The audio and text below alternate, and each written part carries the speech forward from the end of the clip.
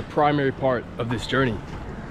And yeah, it's my mission while I'm here in Goa is to see.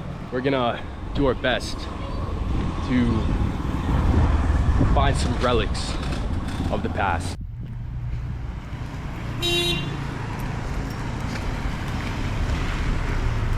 You'll find here in India,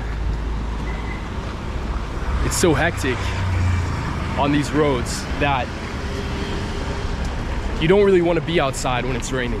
It's just too much madness. You can go look at the landscape and all the trash around. Feast your eyes on a lot of that, if you so please. To a store yesterday and they were selling baseball hats for $2. So you can imagine everything is unreasonably priced here.